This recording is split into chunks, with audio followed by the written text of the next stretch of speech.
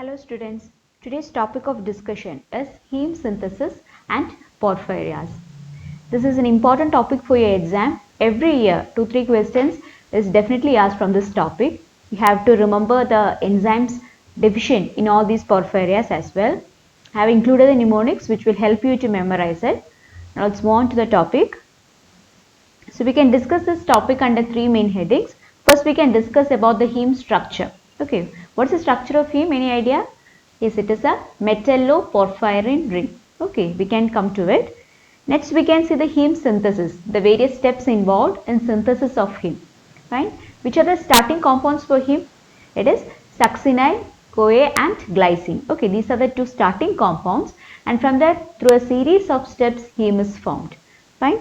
And we can also discuss the porphyrias, that is any enzyme deficient in the heme synthesis pathway will cause the porphyria. Okay, so this is a very important topic for your exam. So you have to study this topic thoroughly. Okay, so let's start this with a question. Number of pyrrole rings in porphyrins. How many pyrrole rings are there in porphyrins? Any idea? Okay, in order to answer this question, let's see the heme structure.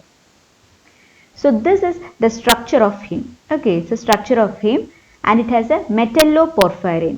So we call it as a metalloporphyrin. So which is the metal present in this? It is the iron. So iron is the metal present in the heme, right? So heme is a metalloporphyrin. Fine. And there are 4 pyrrole rings. You can see there are 4 pyrrole rings. And these are linked by, they have many side chains. What is this M and V denotes? M denotes the methyl, and V is the vinyl. Okay, so methyl, vinyl. Again, second also it has substance of methyl and vinyl. Third ring also it has methyl and propionyl. Okay, third and fourth ring, fourth pyrrole ring has propionyl side chains instead of vinyl. So this is the basic structure of heme. Fine. And this is structure of a porphyrin. So porphyrin, it's made by 4 pyrrole rings. You can see there are 4 pyrrole rings and they are joined by methine bridges. Methine or the methenyl bridges. Methane or the methenyl bridges. So that is this is a bridge joining the 2 pyrrole rings. Methine or the methenyl bridges. So this pyrrole ring, it is a heterogeneous 5-membered ring. You can see there are 5 sides. So it's a heterogeneous 5-membered ring and it has a nitrogen atom. So this is a pyrrole ring and a porphyrin has 4 pyrrole rings which is linked by methine or the methenyl bridges. Okay, so porphyrins can be called as a cyclic compounds with a linkage of 4 pyrrole rings and they are connected by methine or the methenyl bridges. So that's a structure. CH double bond H. Okay, so that is a methenyl bridge. So methine is the connecting bridge between 2 pyrrole rings. Fine. Now can you answer this question? The number of pyrrole rings in porphyrins. What is the answer? Yes, it is 4. Okay, there are 4 pyrrole rings in porphyrins. Okay, so porphyrin has 4 pyrrole rings which is connected by the methine or the methenyl bridges and each pyrrole ring is a heterogeneous 5-membered ring with nitrogen atom. Okay. Now let's see some of the properties of porphyrins. So there are some special properties for porphyrins. So we can see one by one. They form complex with metal ions. Can you give an example? Like in hemoglobin. Hemoglobin, the metal is iron. Whereas the plant pigment chlorophyll has a metal magnesium. Okay. So they form complex with the metal ions. Porphyrins form complex with metal ions. In case of human blood hemoglobin, it's iron. Whereas in plants, the photosynthetic pigment chlorophyll has a metal magnesium. Okay. So iron porphyrin, that's a hemoglobin has this iron porphyrin, whereas chlorophyll it is magnesium. Okay, the photosynthetic pigment of plants, it contains magnesium. So this is the Fischer's shorthand representation of a porphyrin, which representing the 4 pyrrole rings. And there are 3 types of porphyrins. What are 3 types? That is a uroporphyrin, coproporphyrin and protoporphyrin. Fine. So first is the uroporphyrin, that is the first tetrapyrrole formed and it has a side chains of acetate and propionate, that is in this AB fashion. Okay, AB fashion. You can see the side chains are acetate, propionate, again it is acetate, propionate, again here also it's acetate, propionate and acetate propionates. So that is a side chains in uroporphyrin. Acetate, we know it is CH2C double bond O, COO minus, and propionate is CH2CH2COO. So this makes it the most water soluble. So uroporphyrin is the most water soluble porphyrin because of its side chains, these acetate and propionate. Because of these hydrophilic side chains, uroporphyrin is the most water soluble porphyrin. Second is the coproporphyrin. So you can see in uroporphyrin it is acetate and propionate. In case of coproporphyrin, all these acetate groups get decarboxylated. So the CH2COO minus, CH2CO, the acetate groups get decarboxylated. So 4 carbon dioxide is lost and it forms methyl. So you can see instead of acetate it's methyl. Rest all the groups are same. So it's methyl propionate, methyl propionate, methyl propionate, right? So in coproporphyrin it is methyl and propionate side chains. And then comes the protoporphyrin. You can see in protoporphyrin the two propionate groups that gets decarboxylated to form the vinyl group. Okay, only in the first and second pyrrole ring. So vinyl group is present in the first and second pyrrole ring. So that is the protoporphyrin. So because of this methyl and vinyl side chains, that is least water soluble. So protoporphyrin is the least water soluble porphyrin and uroporphyrin is the most water soluble porphyrin. Fine. These are the three types of porphyrins: uroporphyrin, coproporphyrin and protoporphyrin. And heme is the protoporphyrin. So the porphyrin present in heme is, that's also a question for you. The porphyrin present in heme is protoporphyrin. So you can see with a central iron atom and 4 pyrrole rings are attached to it by methionine bridges. So that is heme. Heme is protoporphyrin. Okay.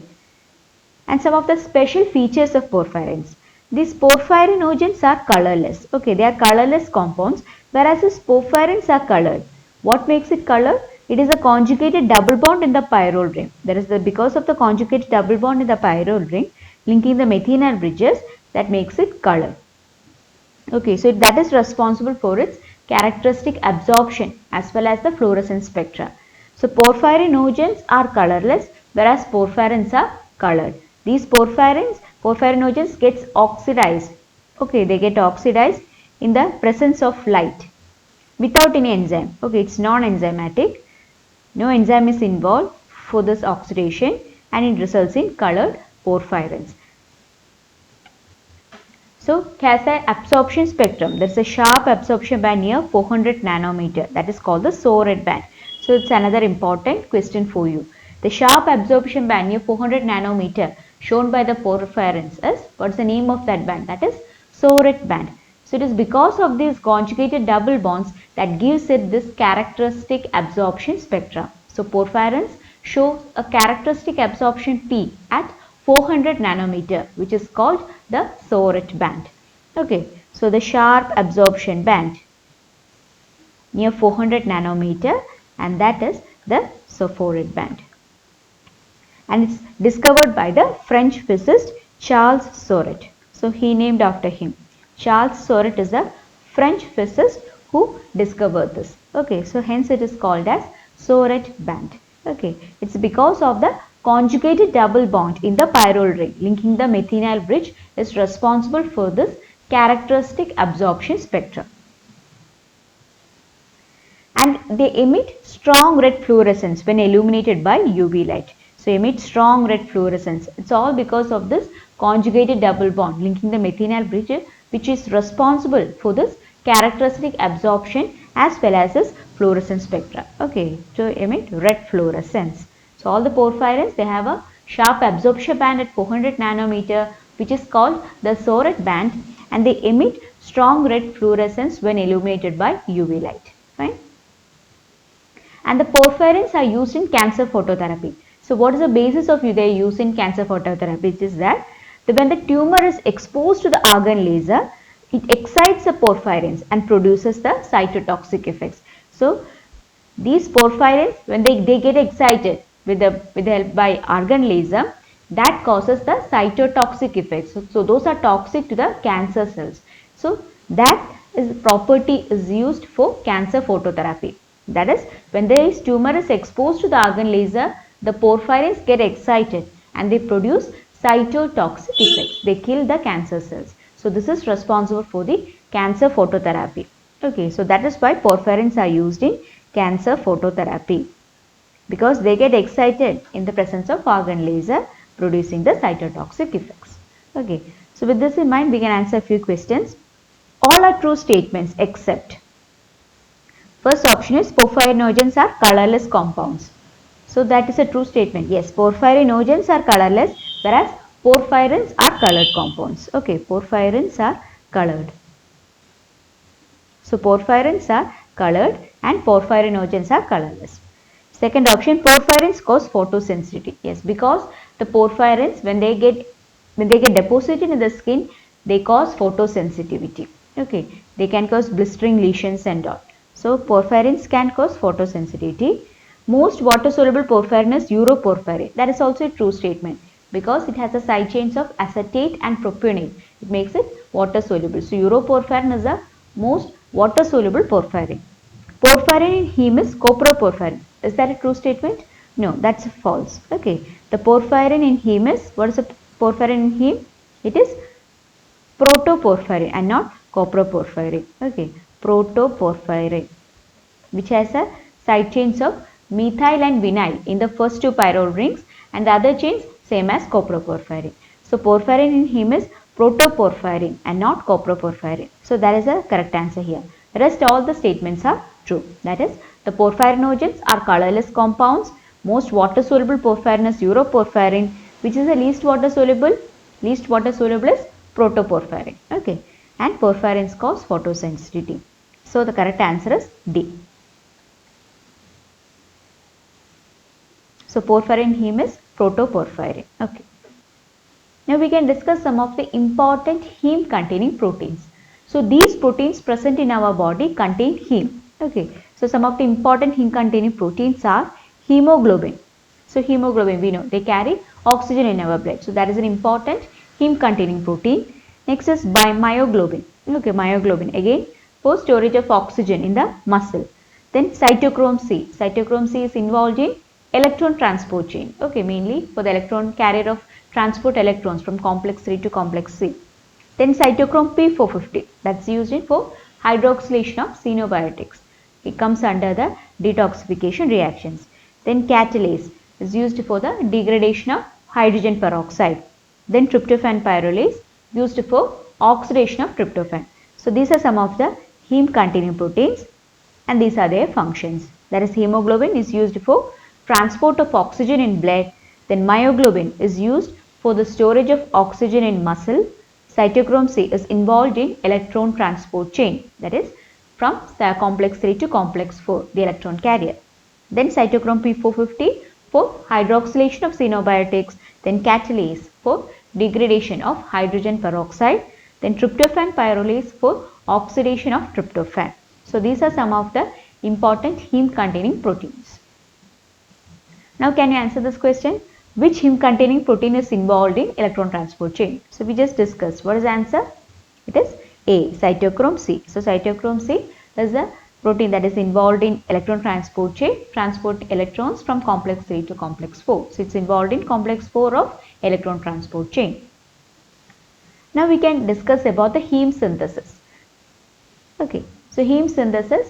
So heme, where it is it produced only in liver or it produced only in bone marrow? No, heme is virtually produced in all mammalian tissues, but predominantly heme is synthesized in liver and bone marrow. Okay, in the liver, heme is used for incorporation into cytochromes.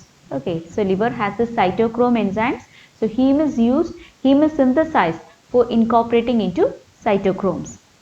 And in bone marrow, heme is synthesized for its incorporation into hemoglobin. So 85% of the heme synthesis occurs in this erythroid precursor cells, and rest 15% occurs in the liver. Fine. So heme virtually in all mammalian tissues the synthesis occurs except in mature erythrocytes. So this is a question for you. So heme synthesis does not occur in mature RBCs. So except in mature erythrocytes, heme synthesis occur in almost all mammalian tissues. Then 85% of the heme synthesis occur in erythroid precursor cells, okay, and rest in hepatocytes. So erythroid precursor cells, the heme is synthesized for its incorporation into hemoglobin, and hepatocytes, heme is synthesized for its incorporation into cytochromes, okay, the heme containing proteins. So heme is not synthesized in mature RBC. So that is an important question. Fine. And the organelles. So which all organelles are involved? Where does the heme synthesis occur? Is it in cytoplasm or mitochondria or both? Any idea? It occurs both in cytoplasm and mitochondria. Just like in urea cycle, heme synthesis also occurs both in cytoplasm and mitochondria. The initial step and the last three steps occur in mitochondria, whereas the intermediate steps all occur in cytoplasm. Okay. So heme synthesis is partly mitochondrial and partly cytoplasmic. Fine. It is the first and the last three steps. So first and the last three steps occur in mitochondria, whereas in cytoplasm all the other steps occur in cytoplasm. Right? So heme synthesis, just like urea cycle, it occurs in both cytoplasm as well as mitochondria. Now about the biosynthesis of heme. When you say about the biosynthesis of heme, we can say about four major steps. So first step is the porphobilinogen synthesis, that is synthesis of porphobilinogen. Okay. So these are the four major steps in heme synthesis. Second is UPG. What is UPG? UPG is uroporphyrinogen. Uroporphyrinogen. So UPG is uroporphyrinogen. Third is uroporphyrinogen to protoporphyrin formation, and finally the heme formation. So these are the four major steps of heme synthesis. So first one definitely it is porphobilinogen synthesis. Second is uroporphyrinogen synthesis. Third is uroporphyrinogen to protoporphyrin formation, and fourth the heme formation. So the four steps which is involved in heme synthesis. This occurs partly in mitochondria and partly cytoplasm. 85% occurs in erythroid precursor cells, and rest of the steps occur, rest 15% occurs in hepatocytes. Fine. So these are the substrates involved, the intermediates form, the compounds form in order. So that is succinyl-CoA plus glycine. So these are the first two intermediates. It forms the ALA. What is ALA? It is aminolevulinic acid. Okay, aminolevulonate. So it forms a delta ALA. That is a rate limiting step. So this is the rate limiting step. That is succinyl-CoA plus glycine giving delta aminolevulinate. Then this delta aminolevulinic acid forms porphobilinogen. It removes two water molecules and forms porphobilinogen. Then the porphobilinogen, the four molecules of porphobilinogen removes amino group from it and forms this hydroxymethylbilane. Okay, hydroxymethylbilane form, which is a linear tetrapyrrole. Okay, it's a linear. And this hydroxymethylbilane forms uroporphyrinogen. Then from uroporphyrinogen it forms coproporphyrinogen. So by removing the carbon dioxide, and coproporphyrinogen gets converted to protoporphyrinogen by coproporphyrinogen oxidase. Then protoporphyrinogen again it undergoes oxidation to form the protoporphyrin. Okay, just remember the porphyrinogens, we know they are colorless, but porphyrins are colored compounds. So protoporphyrinogen gets oxidized to form protoporphyrin, and finally the enzyme ferrochelatase, this adds iron to it and forms heme.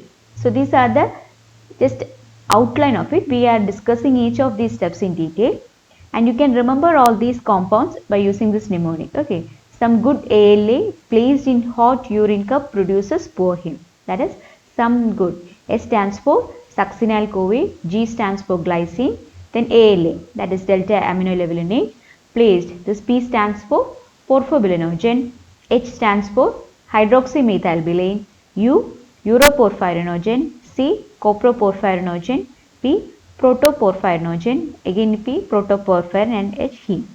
Okay, so these are the intermediates or the compounds involved in the formation of heme.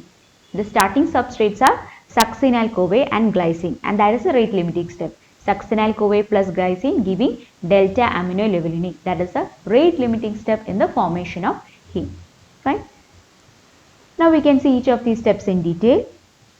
So first one is the synthesis of delta aminolevulinate, that is aminolevulinic acid. That is succinyl-CoA, the active succinate. Succinyl, you can see succinyl-CoA. This is structure of succinyl-CoA. Reacts with the simplest amino acid glycine. Okay, the glycine molecule, and in the presence of pyridoxal phosphate. So PLP is absolutely required. This ALA synthase enzyme requires pyridoxal phosphate. So first it forms an intermediate by removing this CoA SH group, and that intermediate name is alpha amino beta keto adipate. Okay, you can see there is this alpha carbon. So alpha amino beta keto adipate. Fine, that is an intermediate formed by removing this CoA SH group from this. In the second step, this carbon dioxide is removed. Okay, the second step, the carbon dioxide is removed to form the delta aminolevulinate. Okay, delta aminolevulinate. Delta aminolevulinate. So that is the first step in the formation of heme synthesis, and that is a rate limiting step. So this is the rate limiting step, and the enzyme involved is ALA synthase. The ALA synthase has two isoforms. Okay, it is ALA synthase 1 and ALA synthase 2. ALA synthase 1 is involved in liver, and ALA synthase 2 is involved in erythroid cells. Okay, so you know that 85% of heme synthesis occurs in erythroid precursors. So the ALA synthase 2 is involved, but ALA synthase 1 is involved in the liver. So this is about the hepatic heme synthesis. The major enzyme is ALA synthase 1. It is a rate limiting step, and this enzyme can be induced by various steroids and drugs.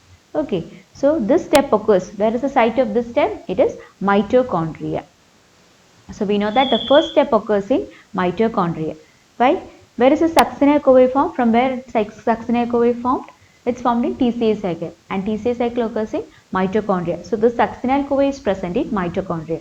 So the enzyme ALA synthase, it is first formed in cytosol, then it is transported into the mitochondria with the help of a chaperone protein, and then this reaction occurs.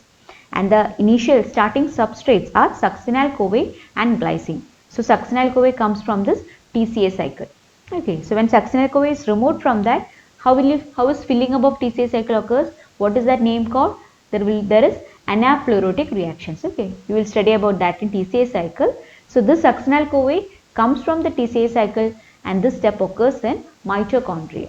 Okay, and ALA synthase 1 is the rate limiting enzyme in hepatic heme synthesis. Fine. So in the second step, the formation of porphobilinogen. From this step, it occurs in cytosol. Okay, the formation of porphobilinogen. So how is porphobilinogen formed? The two molecules of delta aminolevulinic acid removes water molecules. So it is basically a dehydration reaction, and it forms this porphobilinogen. Like you can see, the two molecules of delta aminolevulinate, you can see the delta aminolevulinate. So it's alpha, beta, gamma. Okay, so delta aminolevulinate, it removes water molecules. So with the help of ALA dehydratase, this enzyme is very sensitive to lead. Okay, so lead can inhibit this enzyme and causes elevation of delta ALA. So sensitive to lead inhibition. Sensitive to lead inhibition. And it forms a porphobilinogen. That is the first precursor pyrrole. So porphobilinogen is the first precursor pyrrole. Is it tetrapyrrole? No, only one pyrrole ring is seen. You can see only the one pyrrole ring is seen with nitrogen, right? So this is the first precursor pyrrole, and it is formed as a result of a dehydration reaction. That is, two molecules of delta ALA removes water molecules, removes two molecules of water to form the porphobilinogen. Fine. So this step occurs in cytosol. Then the third step, that is the formation of hydroxymethylbutane. So how is hydroxymethylbutane formed? That is, four molecules of porphobilinogen removes the amino group from it and forms this hydroxymethylbutane, which is again a linear tetrapyrrole. Okay, so you can see the four molecules of porphobilinogen. It removes this amino group from it with the help of, so since amino group is involved, this enzyme called as uroporphyrinogen 1 synthase or PBG deaminase, porphobilinogen deaminase, or it is also called as hydroxymethylbilin synthase, HMB synthase. Okay, so formation of hydroxymethylbilin, the 4 molecules of porphobilinogen removes this ammonia molecule and it forms a hydroxymethylbilin. That is linear. So that is a step which you should, that is a point which you should remember. Hydroxymethylbilin is linear. It's not a ring. We know that heme is a ring structure, right? It has a iron in the center and 4 pyrrole rings are attached to it. It forms a ring structure. Whereas this hydroxymethylbilin, that's a linear structure. Okay, and how is hydroxymethylbilin forms a ring? And that is formed by, that you can see this step, the cyclization. Okay, so hydroxymethylbilin in the presence of uroporphyrinogen 3 synthase, it forms type 3 uroporphyrinogen. So this step is more common. In the absence of this enzyme, hydroxymethylbilin undergoes spontaneous cyclization and it forms type 1 porphyrinogen. And that is why you can see in the previous step we know that PBG deaminase or HMB synthase is also known as uroporphyrinogen 1 synthase. Why? It's because of this. That is the hydroxymethylbilin, it undergoes spontaneous cyclization. You should remember this. It is spontaneous cyclization. No enzyme is involved. Okay. So hydroxymethyl, the linear tetrapyrrole is converted to the ring form. In the absence of uroporphyrinogen 3 synthase enzyme, it forms type 1 uroporphyrinogen. So that is a spontaneous cyclization reaction, or normally in the presence of uroporphyrinogen 3 synthase, so 3 series, that is more common in nature. Okay, so 3 series. So in the presence of this enzyme, it forms type 3 uroporphyrinogen. Then did you note this blue markings? So that is the type 1 and type 3 uroporphyrinogen. So this makes it the 1 series or 3 series. So we know that in the 1 series, it's typical this AB configuration. That is acetate, propionate, acetate, propionate. Just look at the side chains, acetate, propionate, acetate, propionate. So that is a side chains. It's just like AB configuration, acetate and propionate. That comes alternately. Whereas in type 3 uroporphyrinogen, in the 4 pyrrole ring, this acetate and propionate is flipped. Okay, so instead of this acetate propionate, it is propionate and acetate in type 3 uroporphyrinogen. Okay, so in the 4th pyrrole ring, the acetate and propionate groups are flipped. So, and this is done by this 3 synthase enzyme. Okay, and this 3 series is more common in nature. Okay, so the only difference between type 1 and type 3 is in the 4th ring, the side chains are flipped. That is in type 1 it is acetate and propionate, whereas in type 3 series it is propionate and acetate. Okay, so the enzyme involved is uroporphyrinogen 3 synthase. So this is the first cyclic uroporphyrinogen that is formed. Okay, first cyclic uroporphyrinogen formed. The other one, hydroxymethane, was linear. The first cyclic porphyrinogen that is formed is uroporphyrinogen. In the absence of this enzyme, hydroxymethylbilin undergoes spontaneous cyclization to form this type 1 uroporphyrinogen. Fine. And the next important step is decarboxylation. So we know that in uroporphyrinogen, which are the side chains? It is acetate and propionate. So in this reaction, all the acetate groups get decarboxylated. So when acetate, we know it has 2 carbons. When it undergoes decarboxylation, the acetate groups will be converted to methyl groups. So that is the significance of this reaction.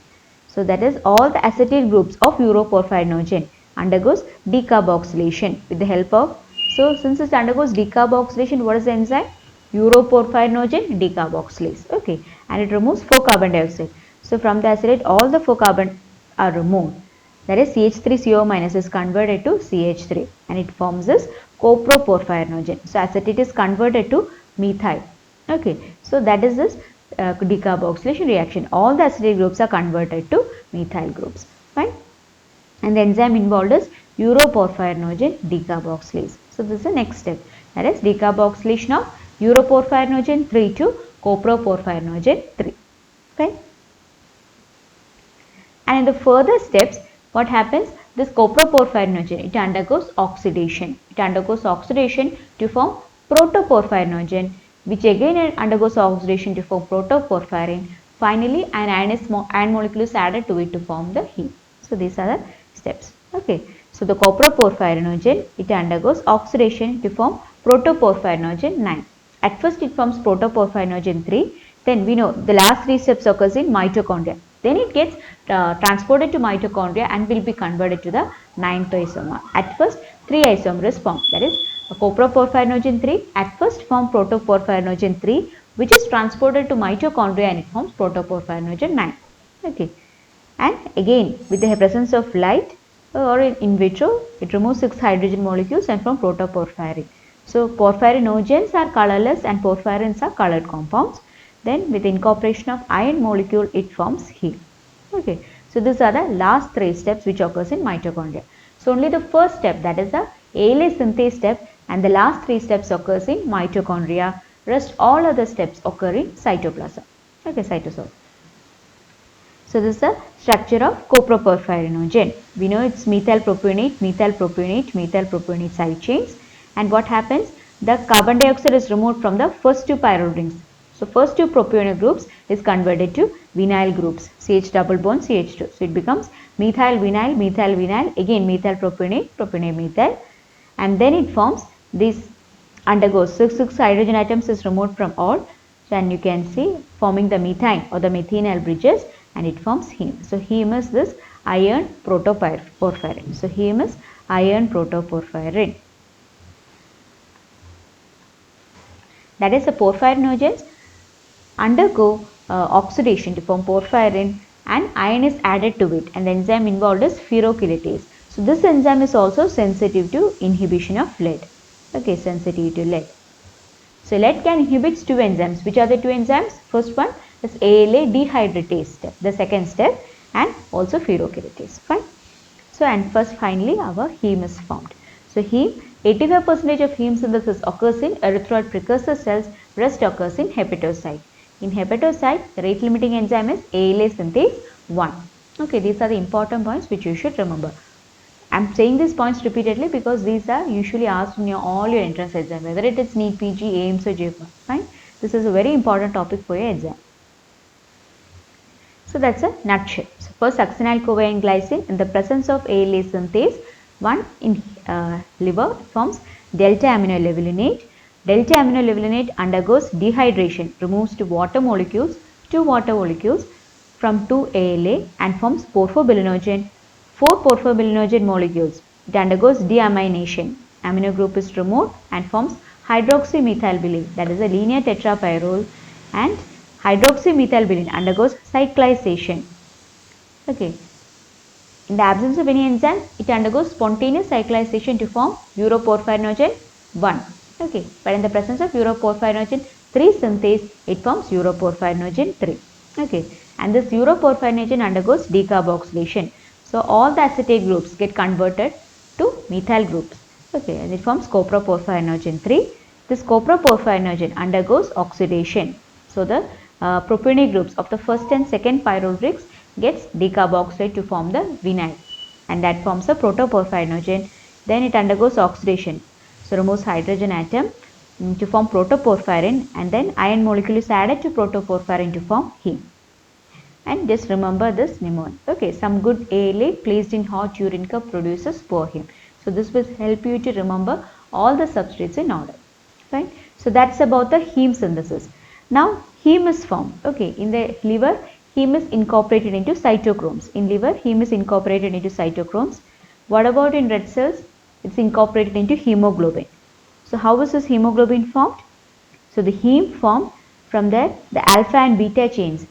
We know that hemoglobin has 2 alpha and 2 beta chains. That is added to the heme and it forms a hemoglobin. So thus hemoglobin is formed in the erythroid precursor cells. Again, the enzyme which is a rate limiting enzyme in hemoglobin, it is ALA synthase 2. Okay, so these are the important steps involved in heme synthesis. Now we can discuss a few questions. Heme synthesis does not occur in. Options are osteocyte, liver, RBC, erythroid cells of bone marrow. What is the answer? It is RBC. Okay, mature RBC. Heme synthesis does not occur in mature RBCs. Right? So answer is C. Heme synthesis does not occur in mature RBC. Rest all the options are correct. The biosynthesis of heme requires all the following except options are propionic acid, succinyl-CoA, glycine, ferrocyan. We know the starting substrates are succinyl-CoA and glycine, and in the last step ferrocyan is added by the ferrochelatase enzyme. So we can rule out The answer is A. Then where does this propionic acid come from? It comes from succinate. Okay, we know that side chain, there is propionic side chain is present in heme and it comes from succinyl CoA. Fine. So here the answer is A. Next, a true statement. You have to pick the correct statement about uroporphyrin 3. The options are: it is intermediate in biosynthesis of heme, does not contain tetrapyrrole ring, differs from coproporphyrin 3, the substance around the ring, formation uroporphyrin 3 formation is a primary control step in heme synthesis, which is the correct statement. Let's see each options. Uroporphyrin 3 is an intermediate in biosynthesis of heme. Is it true? It is uroporphyrinogen 3 is the intermediate. Okay, the hydroxymethylbilane in the presence of uroporphyrinogen 3 synthase from uroporphyrinogen 3. Okay, and it's not uroporphyrin. This uroporphyrinogen will convert it to uroporphyrin in the presence of light, but then this will become an end product. Okay, so the intermediate is uroporphyrinogen 3, not uroporphyrin. Okay, so hence that is a false statement. Second option, does not contain a tetrapyrrole ring. Uroporphyrin contains tetrapyrrole ring. So that is also a false statement. The next option, differs from coproporphyrin 3, the substance around the ring. That is correct statement, right? Because the uroporphyrin 3 has acetate groups and all the acetate groups get decarboxylated to form the methyl groups in coproporphyrin. So that is a correct option here. What about the last statement? What is the wrong statement there? Its formation is a primary control. Is that a primary control? No. The primary control step is ALA synthase, the first step, the formation of delta aminolevulinate. That is the primary control step, right? So the correct answer here is C. It differs from coproporphyrin 3 in substance around. In uroporphyrin, all the substances are acetate groups, whereas in coproporphyrin, these acetate will get decarboxylated to form the methyl groups. Fine. So here the correct option is C. Next question. The enzyme that converts HMB to uroporphyrinogen 1. So which is the enzyme which converts HMB? What is HMB? It is hydroxymethylbilane. Hydroxymethylbilane. So hydroxymethylbilane is converted to uroporphyrinogen 1 by which enzyme? Options are UPG1 synthase, UPG3 synthase, UPG decarboxylase, none of the above. What is the answer? It is none of the above. Why none of the above? Which is the enzyme? It's spontaneous reaction, right? It is a spontaneous reaction. It doesn't require any enzyme. The conversion of HMB to uroporphyrinogen 1 is spontaneous cyclization. It does not require any enzyme. So here the correct answer is D. So that's the cyclization of hydroxymethylbilane. So hydroxymethylbilane, that is a linear tetrapyrrole and it undergoes spontaneous cyclization to form type 1 uroporphyrinogen. In presence of uroporphyrinogen 3 synthase, it forms a type 3 uroporphyrinogen. So this reaction is more common. Fine. Next question, which of the following is the mismatched pair enzyme and liberated molecule? So you have to find the mismatched pair. ALA dehydratase removes water. That is a correct pair, right? The ALA dehydratase. So two molecules of water is removed from two molecules of delta aminolevulinate and it forms porphobilinogen. So that is correct. Second, UPG1 synthase NH3. That is also correct. Why? Because UPG1 synthase, the amino group is removed. That's the formation of hydroxymethylbilane, right? The porphobilinogen undergoes deamination. Porphobilinogen undergoes deamination and it forms the hydroxymethylbilane. So, and then that enzyme is UPG1 synthase. Ferrochelatase CO2. Is that a true statement? No. Ferrochelatase just adds iron to it, right? Just adds ferrous iron to it.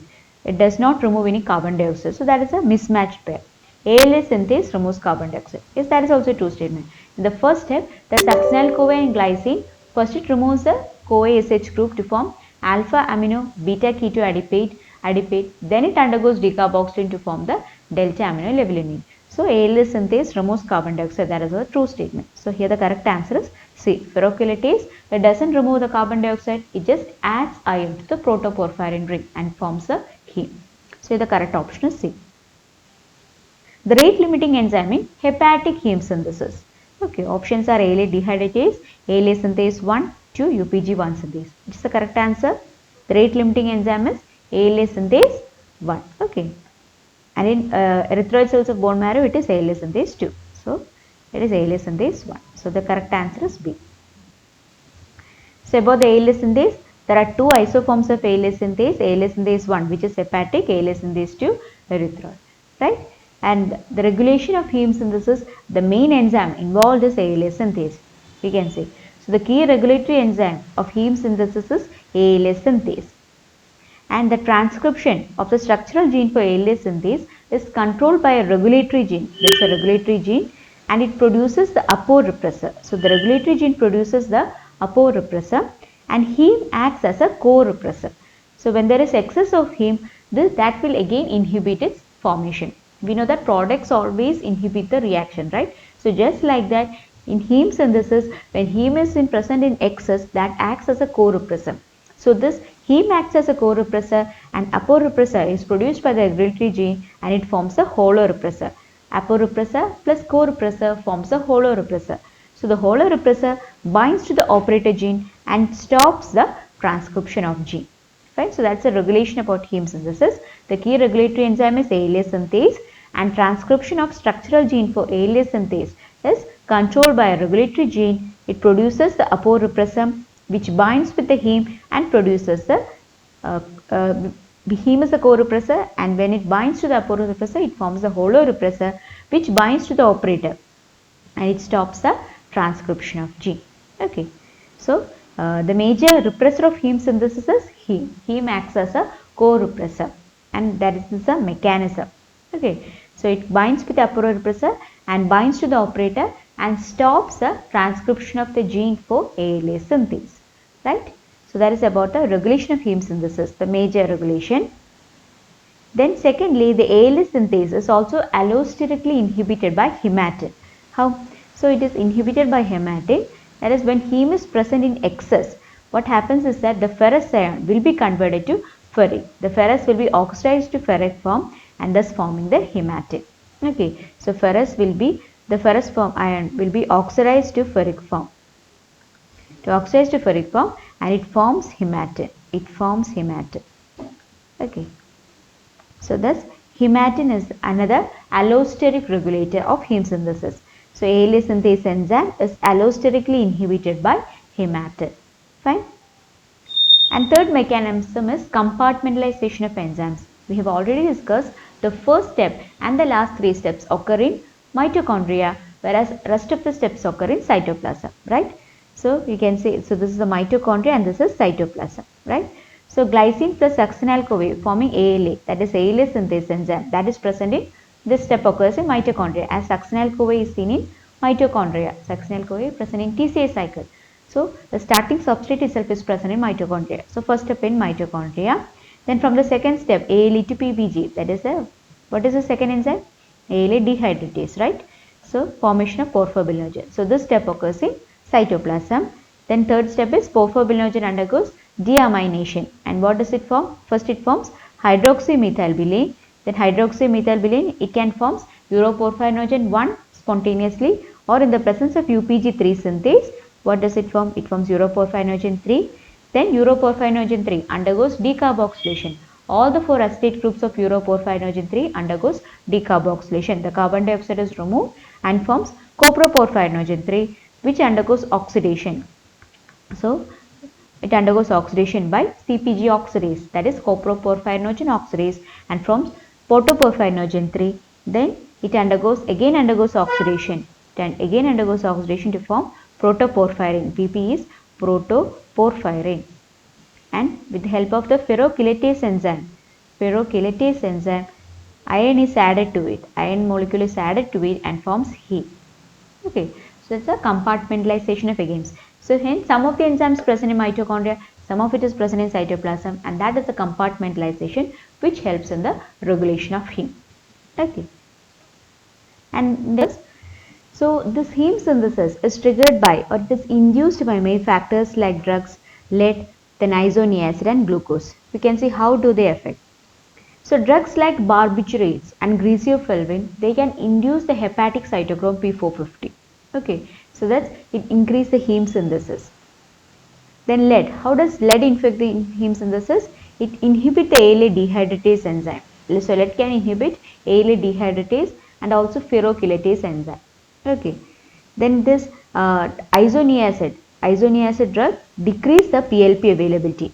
So we know that the enzyme ALA synthase requires PLP. It has PLP requirement. So PLP is required by ALA synthase enzyme, and isoniazid enzyme can influence the heme synthesis by reducing the PLP availability. Then glucose. How does glucose affect the heme synthesis? The high concentration of glucose prevents induction of ALA synthase. So this is a very important point that's used. It has a lot of clinical significance. Why? Because glucose can be used for the treatment of porphyrias. We know that porphyrias are caused by the enzymes deficient in the heme synthetic pathway, right? So we have to prevent the precursor formation as well. So when glucose is given, it can induce by some unknown mechanism. So some studies are showing that PPAR receptors are involved, but still studies are still going on. So glucose prevents, the high concentration of glucose can prevent the induction of ALA synthase enzyme. So that is the basis, or that is the baseline. That is why it is used for relieving the acute attacks of porphyria. So glucose is used for the treatment of porphyrias because the high concentration of glucose can prevent the induction of ALA synthase. So these are some of the factors that affect the heme synthesis. So drugs like barbiturates, the ingresofulvin can induce the hepatic cytochrome P450. Then lead can inhibit ALA dehydratase. So we know that toys, that is for toys given to children, they mostly contains paint which contains lead, right? So when these paints are licked by the babies, what happens? The lead gets inside them, and that will affect the heme synthesis. Okay, so that's quite poisonous. And this can inhibit enzymes. So the enzymes inhibited by lead are ALA dehydratase and pyrokelitase. Then INH, the anti-tuberculous drug INH, decrease the PLP availability because ALA synthase requires PLP for its action, the pyridoxal phosphate. Then glucose, the high concentration of glucose prevents induction of ALA synthase, and this is the basis for the treatment of porphyrias. Okay, so high carbohydrate diet prevents porphyria attack because the glucose induced prevents induction of ALA synthase. Okay. So about aminolevulinic acid synthase, which is a true statement. Requires NAD for activity. Is it true? No, it requires PLP, not NAD. Okay. Is allosterically activated by heme. Is that a true statement? No, it is allosterically inhibited by heme. Okay. Synthesis is inhibited by steroids. Is it a true statement? No, its synthesis is actually induced by steroids. Okay, so many steroids can actually induce ALA synthase. Synthesis can be induced by a variety of drugs. Yes, drugs like barbiturates and greaseprevir can induce hepatic cytochrome P450. So about aminolevulinic acid synthase, this is D is the correct statement. Okay, synthesis can be induced by a variety of drugs. Right? So that's about the heme synthesis. The next section we can discuss about the enzyme defective in heme synthesis and causes of porphyrias.